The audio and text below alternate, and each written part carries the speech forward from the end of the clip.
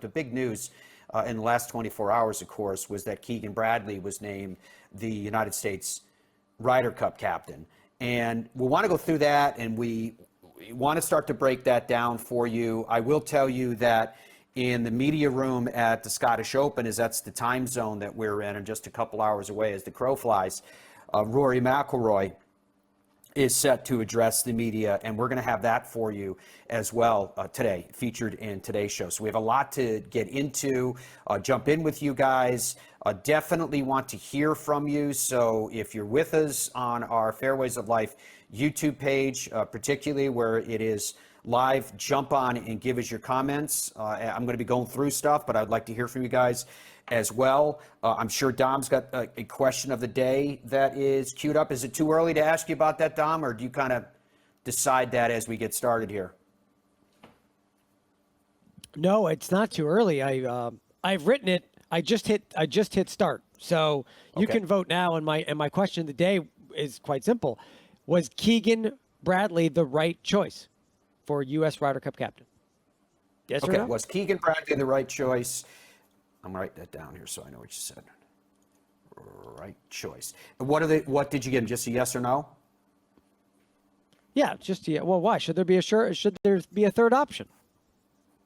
I don't know. Maybe like who? If not, who else? One of those would be interesting. But anyway, so they can weigh in on that. Be sure to hit the like button for us as well as you're watching the show today, and please make sure that you are subscribed, because I should have mentioned this to Andrew before we went on the air. I've decided to give away a QI10 driver to one of you, and so if you are a subscriber to our YouTube channel and you follow our social channels, that's Instagram, X, then you're in the running. And we've already given away we gave away a forged set of irons, the Wilson irons. We gave away an AI smoke driver by Callaway. And if you go onto our YouTube page, you can see who we gave it to, because we featured the response that we got from people, which was absolutely awesome. Okay, let's dive into this. Keegan Bradley, 6-time winner on the PGA Tour. He won the 2011 PGA Championship as well. He's currently 19th in the official World Golf Rankings. He's 37th in FedEx Cup points. He will be, at the time that the Ryder Cup commences at Bethpage, it's Bethpage Black, the Black course at Farmingdale, New York. That'll be the September 22 through 28, 2025. By the time that the matches begin, he will be 39 years old. He will be the youngest Ryder Cup captain since Arnold Palmer did it as a playing captain in 1963 at the age of 34 years old. Now, Keegan has said he wants to be a player on the team as well. He said yesterday that he doesn't intend to pick himself unless the team mandates it.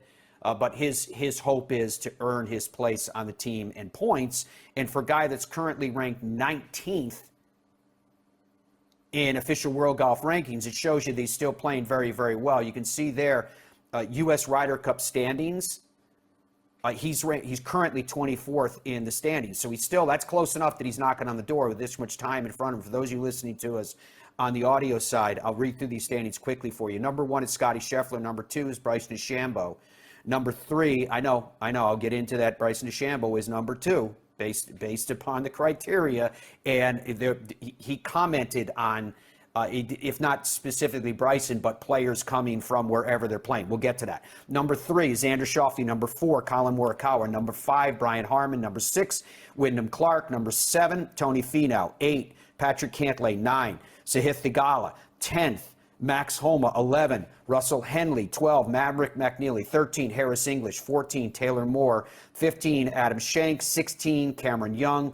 17, Chris Kirk. 18, Joel Damon. 18, tied for 18th, Taylor Montgomery. 20th is Billy Horschel. 21st is Will Zalatoris. 22nd is Sam Burns. 23rd is Justin Thomas. 24th is Keegan Bradley. Now, in terms of how points are currently accumulated towards being on a Ryder Cup team, all U.S. players will have the opportunity to earn points beginning in 2024 and concluding in 2025 prior to the Tour Championship, the exact date pending final 2025 PGA Tour schedule. In 2024, it's 1 point per $1,000 earned for all players making the cut at the Players' Championship and the 4 major championships. Obviously, the Masters, PGA Championship, US Open, and the Open. So how Keegan plays and everybody else at the Open next week, yes, it is important because it is the majors and the players that contribute to your standing when you are in the odd year between. When you are the year before, 2025 point system, counting events and values will be determined at a later date once the 2025 PGA Tour schedule has been finalized. A number of players who receive automatic spots in the 25 United States Ryder Cup team and the number of captains' picks will be determined and announced at a later date. Now, you're hearing all that going, what? Have they changed the rules? Not yet. We'll get to that in just a second as well from Keegan Bradley. So it's really interesting what we're looking at here with the appointment of Keegan Bradley. This is definitely, and the video you're watching is all from the Black course, Bethpage Black. It's definitely the case that they went outside the lines in terms of who they picked. It's incredibly interesting, and here's the as you're joining us on the television side, the radio side, we are looking at a graphic of United States Ryder Cup captains. Keegan Bradley being named in 2025 for the competition that will take place in Long Island. Zach Johnson lost in Rome. Steve Stricker in Wisconsin, which was a victory. Jim Furyk lost in France. Davis Love III won in Minnesota. Tom Watson in 14 lost in Scotland. Davis Love III lost at Medina. Corey Pavin lost in Wales. Paul Azinger lost in Kentucky, or won in Kentucky, I beg your pardon.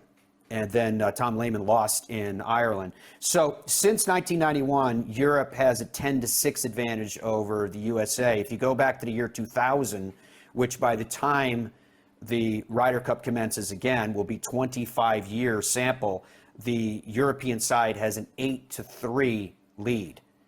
8-3.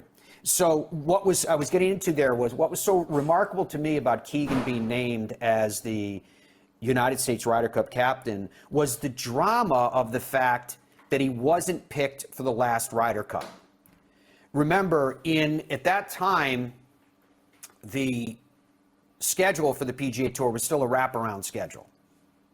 So Keegan had 2 wins. He's, as I mentioned when we opened the show, he's a 6-time winner on the PGA Tour, but he had 2 wins in that season. So it'd be the 2022 Zozo Championship and then the 2023 Travelers.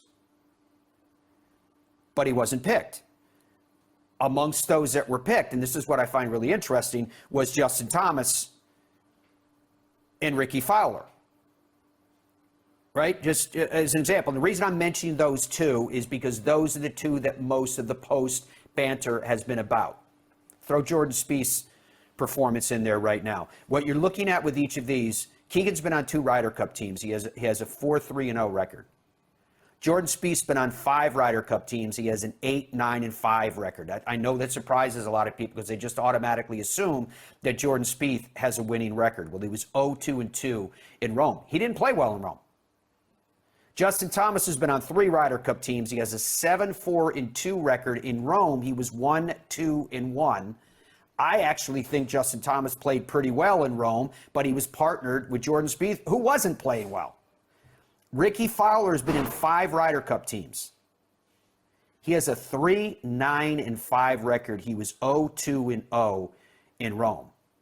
I've been saying this for a long time. I mean, that to me, I saw all the stuff that was out there about, comparing Keegan if he had gotten on that team instead of JT. And I'm looking at it going, how is this conversation not totally focused on Ricky Fowler?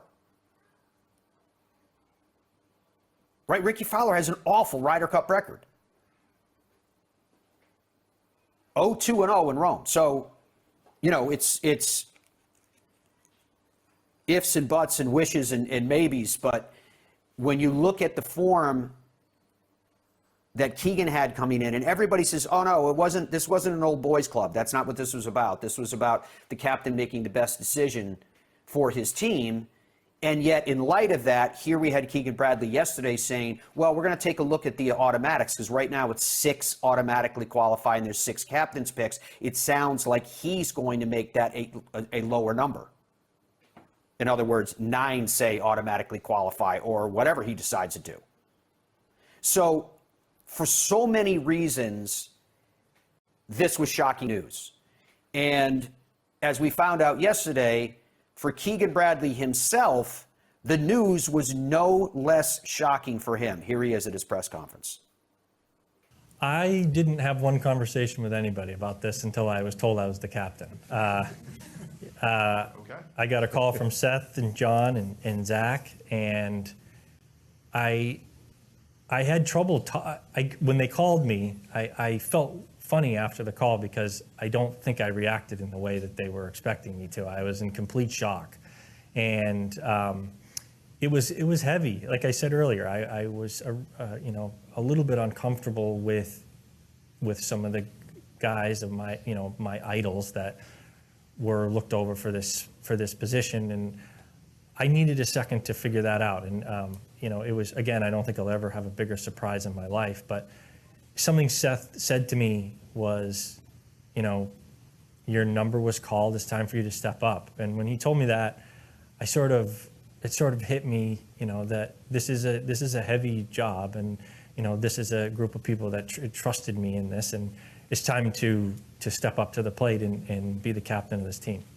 So I had just finished 3 weeks on the road. I drove home from Hartford with a 3 and a 6-year-old, a 3-hour drive. So we were back home. We finally got them down to bed, and I sat in my chair, and I finally had some time to relax. I had 3 weeks off, and the phone rang, and it was Seth Waugh, and I answered it, and he had some pretty incredible news that I had no clue was coming. And Zach Johnson is the one who told me that I was going to be the Ryder Cup captain in 2025, and I think it just speaks to what kind of man and person Zach Johnson is. I have just such respect for him.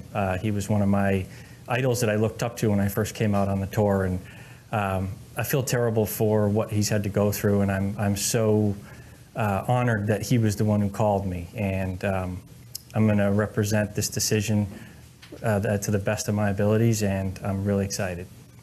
Well, I'm incredibly humbled and honored to be the Ryder Cup captain for Team USA.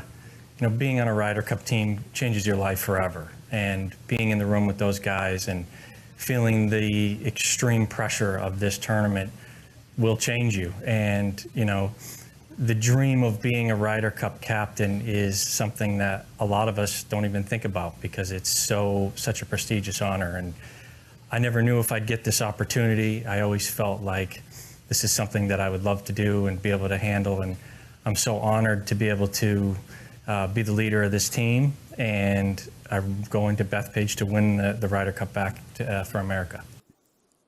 Okay, so that was Keegan Bradley with his initial comments about how he found out and that he was completely shocked with the news. Interesting initial comments where he was like, yeah, when they first told me, maybe I didn't react the way I should have or the way they expected me to because of people that were overlooked. I would love at some point with him to find out who he's talking about. So-called people that were overlooked that he thinks are deserving of, was it Stuart Sink? Because I saw comments from Stuart yesterday saying he was disappointed that he wasn't named the captain, but he wishes, obviously, Keegan the best, blah, blah, blah. So I'm a little curious about that.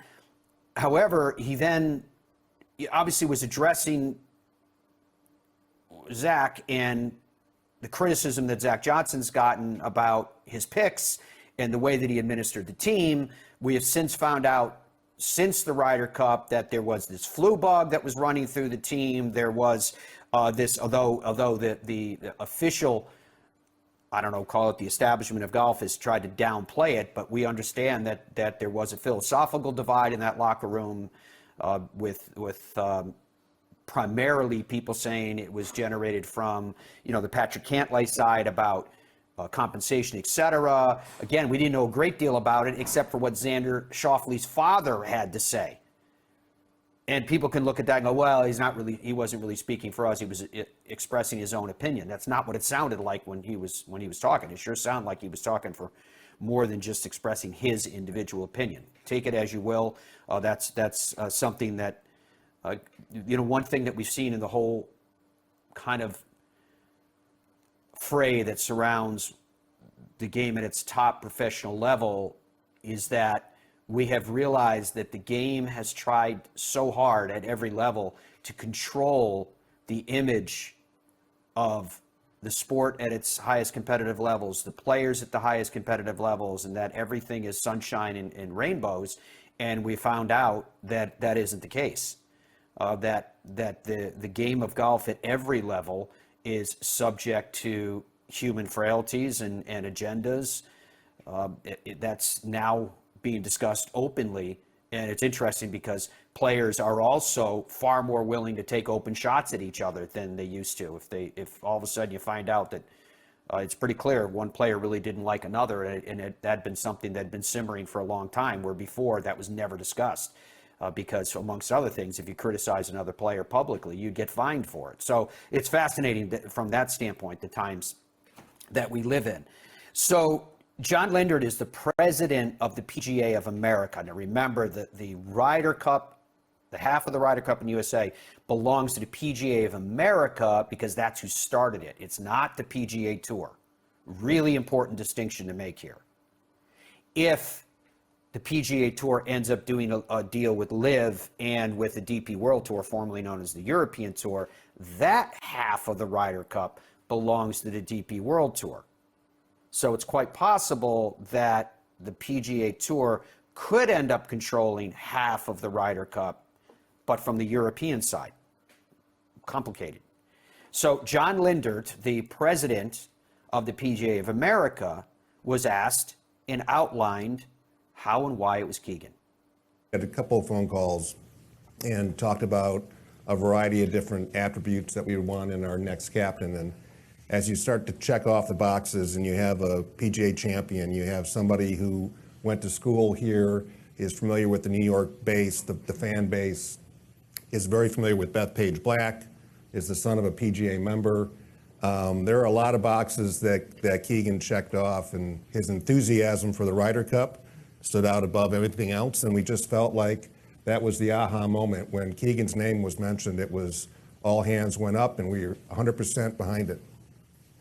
No, I don't think that, we didn't really discuss that kind of procedure and whether we wanted to move away from a captain having a vice captain's position prior.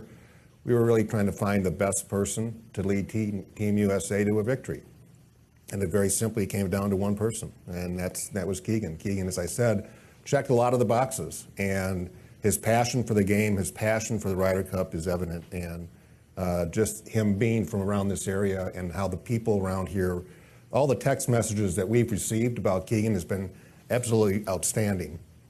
The amount of support that he's received from the community and from New York City is fabulous, and I think that all went into the decision, and we picked the best person that we knew to pick and put everything else aside. We knew we wanted to announce a Ryder Cup captain before the 1 year to go event. And we just wanted to get together. With the Ryder Cup committee, you have to balance the schedules of the players and of the PGA of America representatives to try to get on a call together to try to discuss it. So the first opportunity that we had to organize a call, we did. And we had a nice conversation about potential captains. And without any really timeline set, we came to a pretty quick decision. And this came about very rapidly to get this done in 2 weeks. There was no lobbying. When Keegan's name was mentioned, it was a slam dunk. We had a list, and we're kind of bouncing through the list, and we were all looking down the list, and Keegan's name kind of jumped out, and it was, as soon as it was mentioned, Keegan Bradley, it was, yeah, absolutely, 100%. It was about 2.5 weeks ago. We didn't sit on it very long after we made the decision.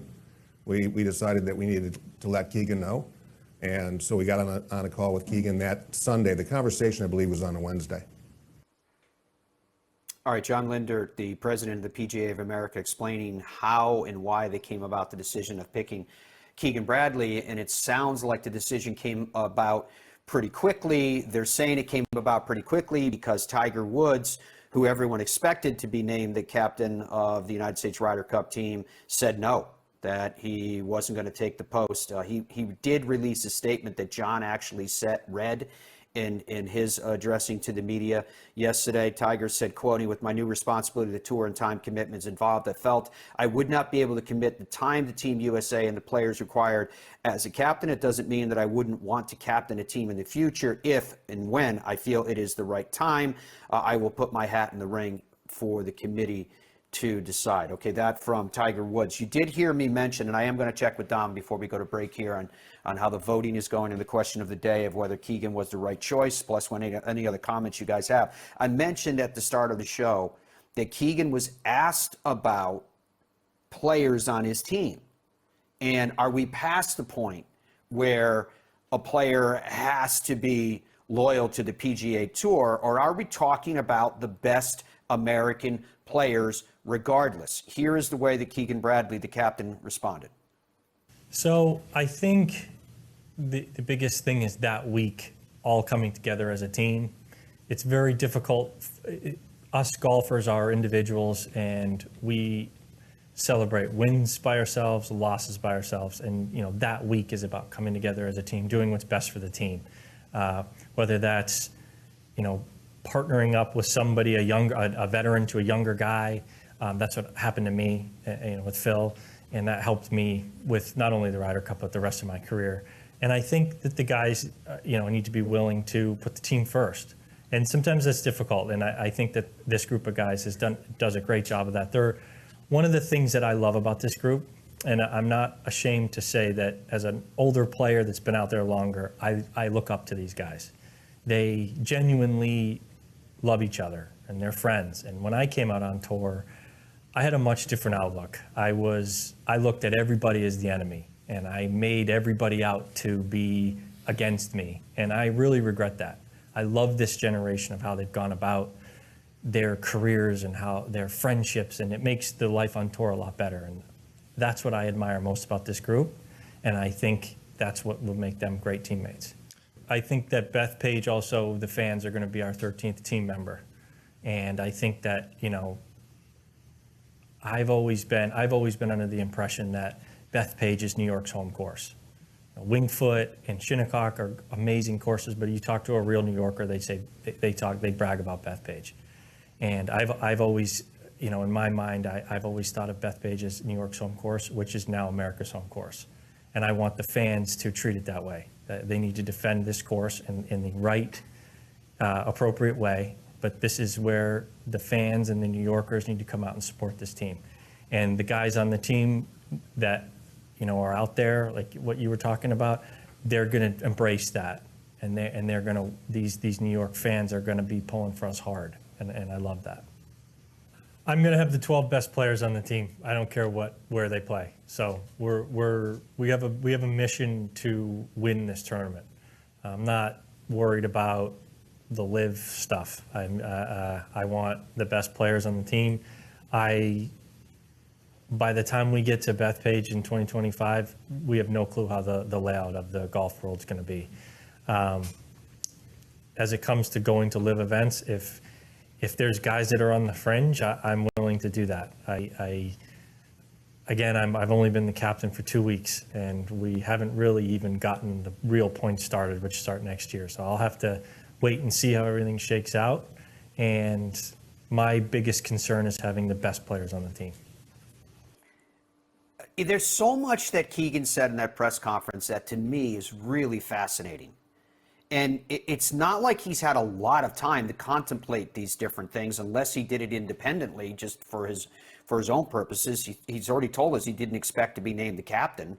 So it wasn't like he was sitting back thinking about, here's the philosophy of how I do it if I was captain, I would suspect. So maybe because he told us he's already had these nights where since he's been named, he's known for a couple weeks, he's been staring at the ceiling. But, at the start of that soundbite we just played for you, he said, he was talking about players and they have to be willing, quote, have to be willing to put the team first, close quote. I'm wondering to myself, who is he talking about there? Isn't that fascinating? Right? When all of a sudden you think about the American Ryder Cup teams and you go, who could he be thinking about?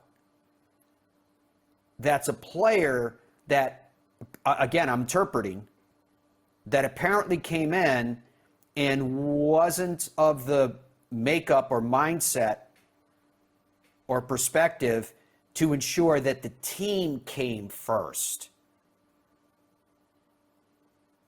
Really interesting, isn't it? Different subject. The reason I played that for you is what he said there at the end, because I promised you I would get to it, where he said, no, this is about making sure that we have the best players on the U.S. team. That's what it's about. Fascinating all the way around. I mean, again, think about it. He just became the Ryder Cup captain. Heretofore, the impression that I had anyways, maybe you had the same one, curious, was that the Ryder Cup captain was not going to unilaterally, at least at the start of his captaincy, decide, no, I'm going to change, because everything was about, they kept using that word, the ecosystem, golf's ecosystem. Kind of drove me crazy, to tell you the truth. Golf's ecosystem, which told me was, this is the way that we do it. These are the boundaries and walls that we have installed, and we're not moving them for a variety of purposes, political or otherwise, business or otherwise. And here you got the brand new captain of the United States Ryder Cup team. I'm wondering if he's causing anybody any discomfort when he was like, no, I don't care where they're coming from. Doesn't matter to me. I want the 12 best players. It's fascinating.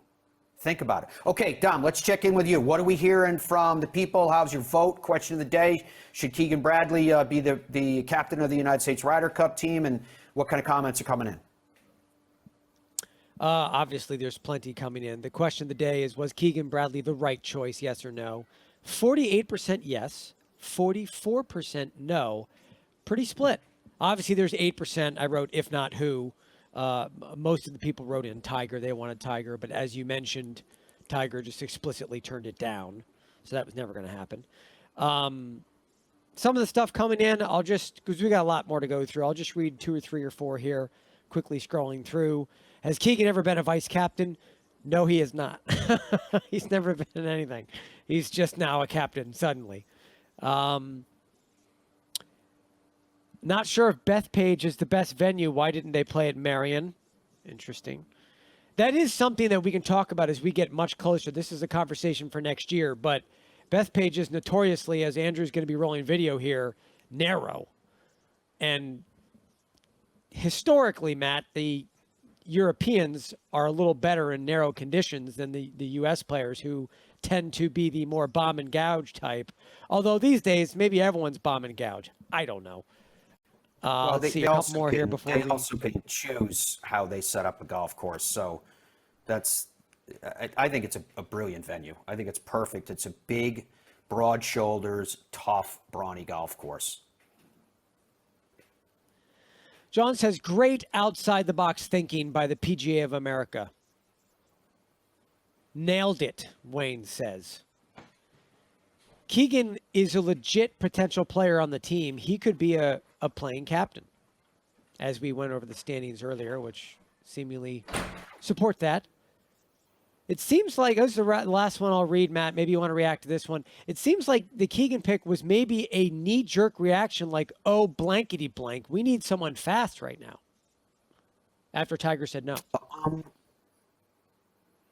I don't know the answer to that, whether it was a knee-jerk reaction, because they clearly had choices and they had some good choices. You would think that, for example, Stuart Sink, as I mentioned, who was quoted yesterday on Golf Channel as saying that he was disappointed that he didn't get picked, but he wishes Keegan the best. I think what was happening was that the first thing that took place was that the United States side, and we've mentioned this on this show many times, that Davis Love III told me that it's Team USA, and it's an umbrella Team USA, which covers President's Cup and Ryder Cup. And there was this impression that there was a brain trust and there was an ascendancy within the same that modeled the way that they did it on the European side, which had the Seve Cup, and then you're an assistant, then you're a captain, then you're an assistant, then a captain on the Ryder Cup. So you get to know the system, you get to know how it all works.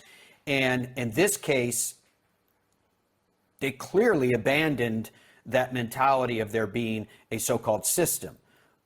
So the questions to me that are pertinent are why. It always comes down to why, right? So the pattern that we had seen was to go back to, say, a Steve Stricker. Did he say no? Was a phone call made? Was he asked? Had they considered maybe another shot for Jim Furyk? And these guys have gone through, and especially if you've been a captain that has lost, I could see where you would go, oh, no way, I'm done with it. I don't want the criticism, blah, blah, blah. Did they offer Zach Johnson another shot at it to redeem himself? Remember, that's what Davis Love III got. So I do have in my mind, I have the why. What happened to the hierarchy and structure that they had in place? Why not Stewart Cink? I'm not criticizing the pick of Keegan Bradley. I like it. But I am asking the question, why not? So something happened that made them decide that we need to break the pattern that we have put together. And it isn't that deep a pattern. Remember, it all came about after 2014 when Team USA got crushed at Glen Eagles. And so I think that when that happens, and there's been, a lot of embarrassment in the way everything went, they were looking at it go, well, what can we do that's kind of out of the box here? Who can we pick? First of all, it was Phil Mickelson was the guy that was going to be the captain in New York, right? And it seemed perfect. Remember, everybody loves Phil in New York. That's what they say. Then it was going to be, okay, Phil's out of the picture now. Okay. Tiger Woods was going to be the guy. Well, Tiger Woods is seemingly calling the shots on the PGA Tour side in terms of what they're doing with the negotiations. We don't know otherwise. But we know that his role is dramatically different than what it had been even if we went back to the last Ryder Cup. Okay? So now they're in a position where they were going, and John Lindert, the president of the PGA of America, explained this. They were looking for someone that had a tie to New York. Well, as you guys probably know, there's not a huge number of PGA Tour professionals that are out of New York or out of the Northeast. Cam Young is too young. But here you have Keegan Bradley. He went to college at St. John's. So he's got that kind of New York City connection to him, right? That New York connection. He's a New England guy, so he's got that Northeast connection. So from that standpoint, he ticked the box, right? We know that he has great enthusiasm for this Ryder Cup. We know that already. He's told us that. He was asked if he thought that, the Netflix show, Full Swing, and him having the camera on him when he got the phone call and the disappointment that he expressed and all the rest, if he thought that had any influence in him being named as captain, and he was like, no, I don't know. In my way of thinking, I think it had some influence, right? And then, so it's fascinating to me when you look at the currents of he gets passed over for the last Ryder Cup. And depending on who you want to point the finger at and say, well, he got passed over for him, right? And Andrew, you can put that graphic back up that you had with the Ryder Cup records of the guys. You can look at that and go, well, he got passed over for him. Pick who? Who are you going to talk about? They all had losing records. It was a terrible performance. Again, you know my position on it. I like Ricky as a person, but as a Ryder Cup teammate, I just don't think he's effective. Everyone tells us how great he is in the locker room. Okay, then make him a vice captain. He's there to put his arm around the guys, but 3-9-5 and 0-2-0 in the very last Ryder Cup, it's terrible. I don't know how else to phrase it.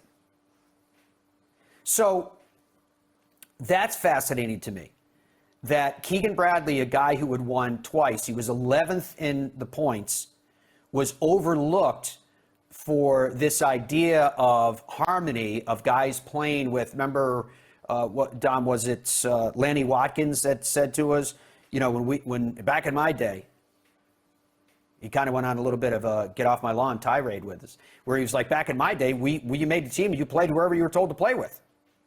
You may have suggested, hey, I'd like to play with this guy, that guy, and you probably got it, but you didn't always. But what he was trying to say was, this isn't about getting over there with the good old boys network with your best buddies, right? We've now seen emphatically, and the record shows too, since 2000, they're 8-3, that's not always a method that works. You know, picking the guys that everybody loves is not a method that works.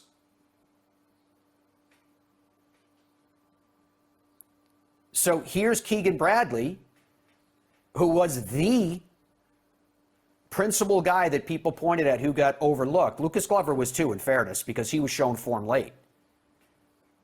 Late meaning very close to the event. And now, Keegan is the captain of the United States Ryder Cup team.